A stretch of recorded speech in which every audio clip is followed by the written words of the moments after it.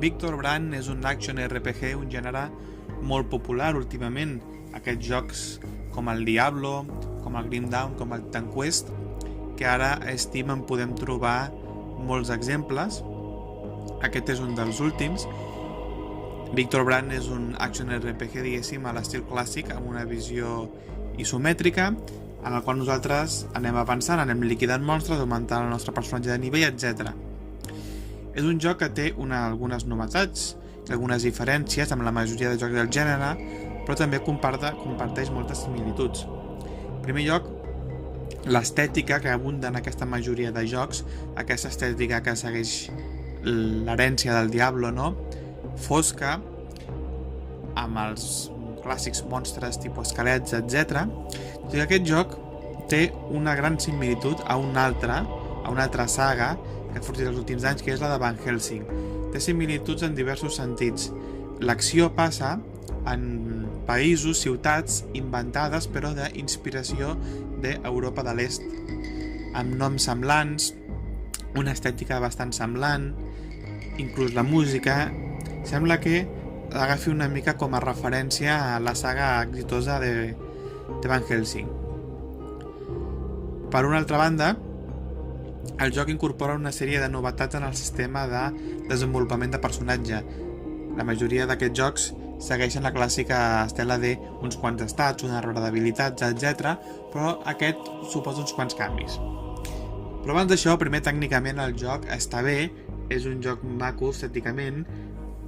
En general anem per escenaris de dintre de ciutats, ja que la majoria d'escenaris, la majoria de joc transcorre en una gran ciutat que està infestada de dimonis, on nosaltres anem a intentar primer a trobar un amic caçador que ha anat allà, perquè el personatge és un caçador, i més endavant alliberar-la. Llavors, la majoria d'escenaris són ciutats i tècnicament està bé, no és un portent tècnic, però a canvi és un joc que exigeix poc als ordinadors. Amb un ordinador antic es pot jugar amb els gràfics pràcticament a nivell alt i rendeix perfectament. És un joc que, com he dit, ens posa en la pell de Victor Brand, que és un caçador de dimonis que arriba a una ciutat buscant un amic seu que prèviament hi havia anat i es troba que la ciutat està ple de dimonis i que està ple de caçadors morts per tot arreu i només hi ha uns quants supervivents, inclòs la reina, no? I bàsicament es consistirà en intentar esbrinar què passa allà, etc. Perquè fa la jugabilitat, que és el que interessa.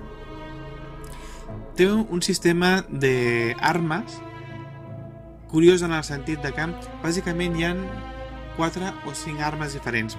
Tenim armes cos a cos i armes a distància. Les armes cos a cos es divideixen en una sèrie de categories d'armes, que són espasa, florete, guadanya i martells. Aquestes 4 armes tenen estats diferents i funcionen de manera molt diferent, fins al punt de que aquí les habilitats el personatge no té un arbre d'habilitats que nosaltres anem desenvolupant, sinó que les habilitats depenen de l'arma que portem equipada. És a dir, cada arma ens proporciona unes habilitats, 2 habilitats. Però no cada arma diferent, sinó cada tipus d'arma.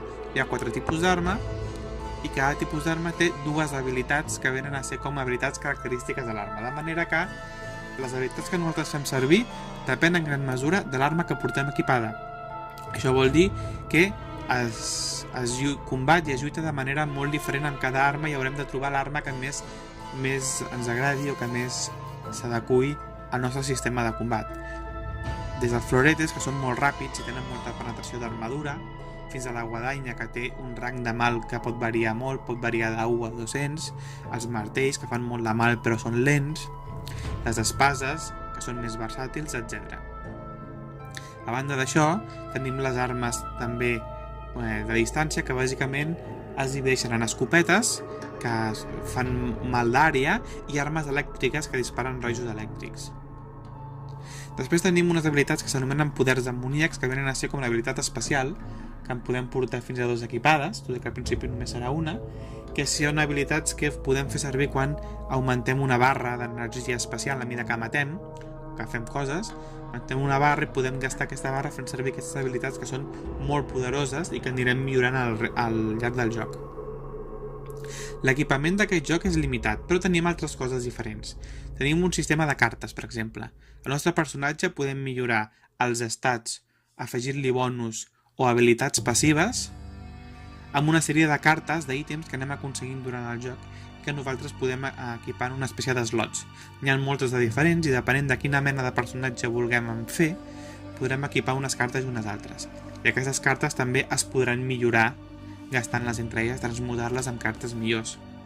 De la mateixa manera, les habilitats especials, els poders demoníacs, també són cartes que n'hi ha de diferents graus, de diferents tipus, hi ha normals, épicos, raros, legendarios, de manera que a mesura que avancem al joc aconseguirem diferents poders o els mateixos poders, però en un grau millor. De la mateixa manera, el joc ens proporcionarà de tant en tant alguns trajes, ens podrem escollir quan fem missions per recompensa, diferents vestits, trajes que ens aportaran diferents condicions d'habilitat del nostre personatge.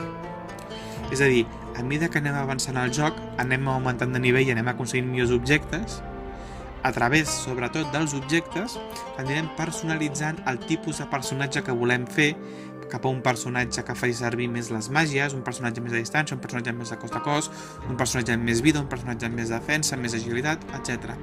No hi ha diferents tipus de personatges, com passa amb la majoria de jocs, el mago, el cazador, etc., sinó que aquí comencem tots amb el mateix i a mesura que el joc avança, escollint l'equipament, escollint les cartes, les habilitats que volem fer servir, nosaltres l'anem personalitzant i l'anem adequant a l'estil de joc que més ens interessi.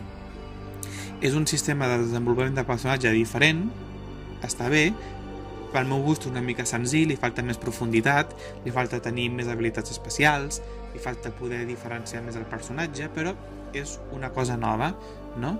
Una cosa nova i una mica diferent respecte als altres jocs. El joc és llarguet, la campanya dura unes 15 hores, que no està malament, perquè bàsicament els escenaris són interessants, ja que no hi ha missions secundàries. Però quan nosaltres entrem a un escenari, al mateix temps aquest escenari té altres escenaris per explorar.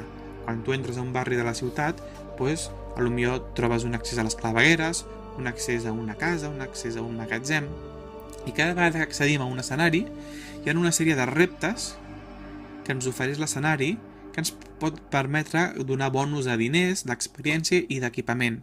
Per exemple, entrem a un escenari i et diu mata 50 monstres amb florete, o mata tal enemic en menys de 3 minuts, o mata aquests enemics amb atacs a distància, o mata aquests enemics sense fer servir poció. És a dir, els escenaris tenen una sèrie de reptes que alguns ens donen beneficis molt bons i que ens convidarà, com he fet jo, a més d'una vegada, sobretot quan són escenaris petits, refer-los, perquè cada vegada que surts pots tornar a començar els reptes que has fallat. I moltes vegades ens veurem, diguéssim, convidats a passar-nos diverses vegades una cova, un determinat escenari, per intentar aconseguir els reptes que ens fa i rebre les recompenses que en alguns casos doncs, són realment bones. També és una cosa que m'ha agradat del joc, no el fet de tenir missions secundàries, sinó el fet de tenir, per així dir-ho, escenaris secundaris, escenaris opcionals i reptes opcionals. També hi ha una arena que on es pot jugar amb multijugador i més enllà d'això, doncs poca cosa més. Al cap i a la fi és un action RPG a l'ús, però una nova entrega que funciona bé amb qualsevol tipus d'ordinador, que ofereix un sistema de desenvolupament de personatge una mica diferent,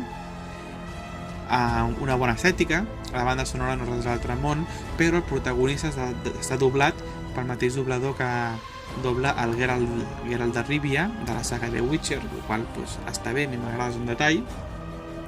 La història no és res de l'altre món, però està ben explicada, té un punt interessant i és un joc entretingut, com acostumen a ser la majoria d'aquests action RPG.